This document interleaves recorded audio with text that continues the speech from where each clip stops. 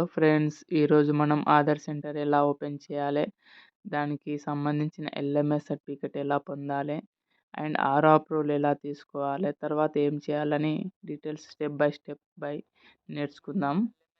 ముందుగా మనము user ID password ఎలా క్రియేట్ చేసుకోవాలి అది తెలుసుకొని తర్వాత మనం ఎలా లాగిన్ అవ్వాలి, ఆ లాగిన్ అయిన తర్వాత ఎలా ఎగ్జామ్ రాయాలో తెలుసుకుందాం ఫ్రెండ్స్.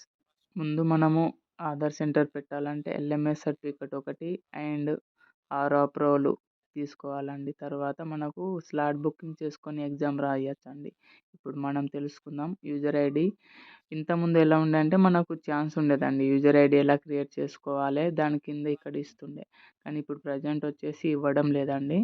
దానికోసం మనము డైరెక్ట్ నా దగ్గర ఉంది కాబట్టి నేను లాగిన్ అయ్యి మీకు చూపిస్తాను.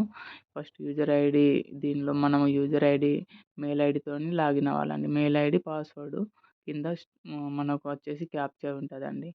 ఇది దీంతోనే ఓపెన్ అయిన తర్వాత మనకు డాష్ బోర్డ్ ఇలా వస్తుందండి. ఇక్కడ వ్యూ కోర్స్ అని ఉంది కదండి, దాని మీద క్లిక్ చేస్తే మనకి ఇలా వచ్చినప్పుడు మనకు ఇవి 4-5 స్టెప్స్ ఉంటాయండి. వీడియోస్ ఉంటాయండి. వీడియోస్ చూడాలి. ఫస్ట్ వీడియోస్ చూసిన తర్వాత మనకు ఎగ్జామ్స్ ఉంటాయండి. ప్రతి వీడియోకి ఒక ఎగ్జామ్ ఉంటుంది. ఇలా ఎగ్జామ్స్ రాయాల్సి ఉంటుందండి. ప్రతి ఎగ్జామ్లో 10, 5 ఇలా మొత్తం క్వశ్చన్స్ ఉంటాయి. వాటికి ఆన్సర్ చేయాలి.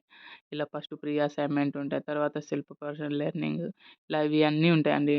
దాదాపు 10-15 ఉంటాయండి. ఇవన్నీ ఎగ్జామ్స్ రాస్తే మనకు సర్టిఫికేట్ అనేది డౌన్లోడ్ అవుతుందండి. ప్రతి దానిలో వీడియో ఉంటుంది. ఇలా ఓపెన్ చేయాలి. ఓపెన్ చేసి మనకు ఇలా వీడియో వస్తుందండి. ఈ వీడియోని మనము చూడాలండి ఎలా చేస్తారు, ఆధార్ ఎన్రోల్మెంట్కి సంబంధించింది అప్డేట్ ఏంది అన్నీ ఉంటాయండి దీనికి సంబంధించి యూఐడికి.